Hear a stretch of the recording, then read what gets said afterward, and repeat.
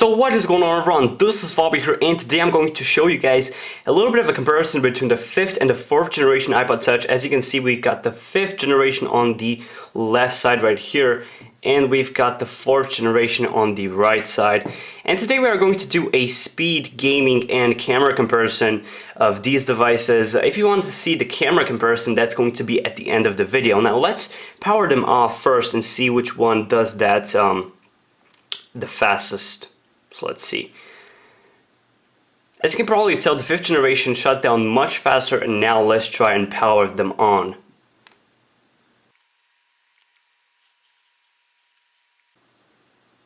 As you can see, the 5th generation turned on just a little bit faster than the 4th generation, but there's not a huge difference right there. So now we are going to run some benchmarks, but first of all, I'd like to show you guys that there is nothing running in the background. So as you can see, there's nothing running. We are first of all going to run Geekbench, which is going to show us some information about our devices. So on the 5th generation, I'm running iOS 6.1.2, and on the 4th generation, I'm running iOS 6.1.3, which shouldn't make a difference at all, really. On the 5th generation, we got the dual-core A5 chip clocked at 800 MHz, whereas on the 4th generation, we've got the A4 single-core chip clocked at 800 MHz. So that should be theoretically 2 times faster for the 5th generation. We've also got 2 times the memory on the 5th generation. We've got 512 on the 5th generation and 256 megabytes on the 4th generation. So now let's run the tests. While they are running, I'm also going to talk about the GPU, because the 5th generation has a Power SGX 543 MP2, which is a dual-core GPU, whereas this one has the Power SGX 535, which is definitely slower, and it will make a big difference when you are playing games. Also, the screen on the 4th generation is much worse than the one on the 5th generation. Not only is this taller, but also the quality of the screen is definitely 2 times, if not 3 times better. The colors are much more vibrant. The screen is also brighter, and it also has a much better viewing angle. The only problem with the 5th generation really is that it doesn't have an ambient light sensor, whereas the 4th generation does. Also, when it comes to battery life, the 5th generation whoops the ass of the 4th generation. There's not even a question about it, and so that is definitely a good thing. As you can see, we've got a score of 392 on the 4th generation, and that definitely seems to be stable. I've run this test a few more times, and every time I got a score around 390, so there's not much of a difference between scores, so that is definitely good. But Geekbench, if you don't know about it, it's pretty much more of a CPU-oriented benchmark. We are definitely going to run a GPU-oriented benchmark later on too. So on the 5th generation, we've got a score of 632 points. So it's definitely about 1.5 times better than the 4th generation. So now let's run the Geekbench, or not the Geekbench, let's run the benchmark named PowerMark, PAWA mark, which is a GPU and a CPU benchmark. So I'm going to be back in a few moments with the results.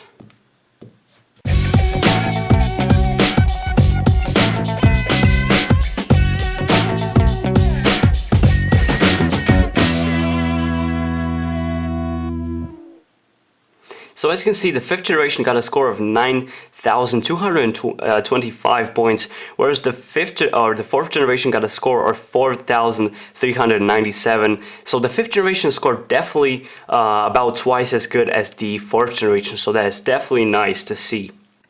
So now let's try and open up some apps and some games and see which one does that better. So let's try and open up Plants vs. Zombies first, because I like this game because it has a visual loading screen, so that is pretty nice.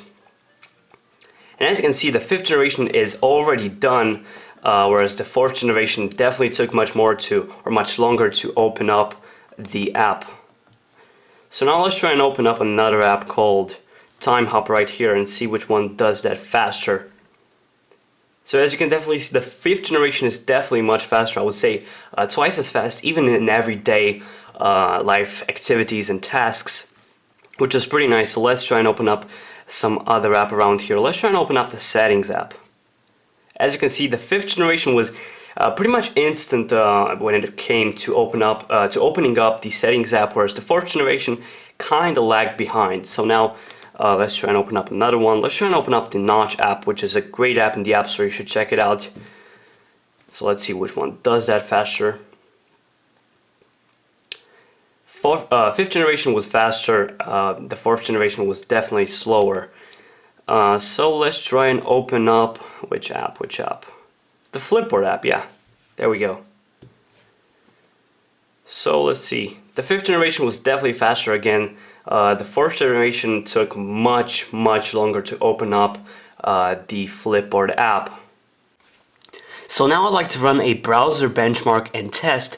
So let's first of all clear the history and the cookies and data on both of the devices.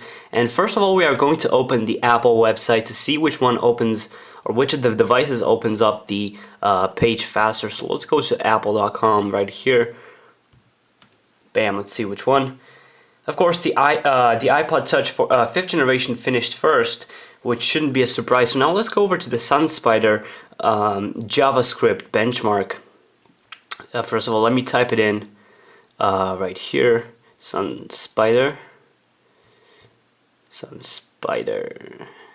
God, it's super hard to type on both of them at the same time. You pretty much lose track of what you've typed on either one of them. So let's open up this this benchmark. It's pretty much a JavaScript benchmark. It tests your device. So I'll be back in a few months with the results. So let's get started. Whoops, shit. Didn't mean to do that, but let's get it going.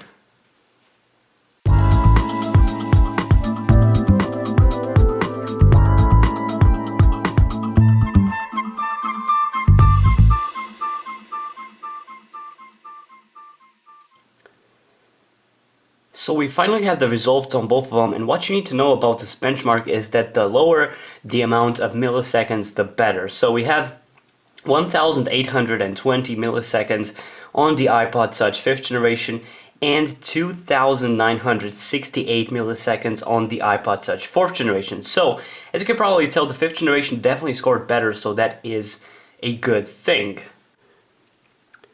So now I'm going to show you guys the GTA Vice City game on the iPod Touch 5th generation. As you can see, it is silky smooth, it runs very well, and the graphics are the same as the iPhone 5, so that is definitely impressive. As you can see, no lag. Let's try and get a car and do some things around here. You'll probably see there's no lag whatsoever. It runs silky smooth. No problem. So now let's go over to the 4th generation iPod Touch. So here we are on the 4th generation, and as you can see, the game is definitely running a little bit choppy. It's not as smooth as the 5th generation, and not even the graphics are as impressive. It's definitely a step down, and you can play this. It's not like a big issue, but it's not as enjoyable, and I would say that it does lag from time to time. It's nothing dramatic or anything, but you will definitely be able to feel this, and especially if you are playing on both of them at the same time, you will see what I'm talking about. So when you're driving around, there's some lag, but there's not really a huge issue. It's just small little like portions of lag from time to time which are bothering me, but other than that, it's quite okay for a 3-year-old device. I wouldn't complain that much. So I hope you guys have enjoyed watching this video. Now I'm going to leave you with some of the pictures and some of the videos I've shot with both of them, so you guys can see which one of them performs better when it comes to camera quality. But anyways, I hope you guys have enjoyed watching this video. If you did, make sure to like this video, share it with your friends on Facebook and on Twitter, favorite it on YouTube, and subscribe to my channel if you are new around here. Now make sure to watch the videos and the pictures so you can see the camera quality. But peace out, guys. Peace. Have an awesome day. Stay tuned.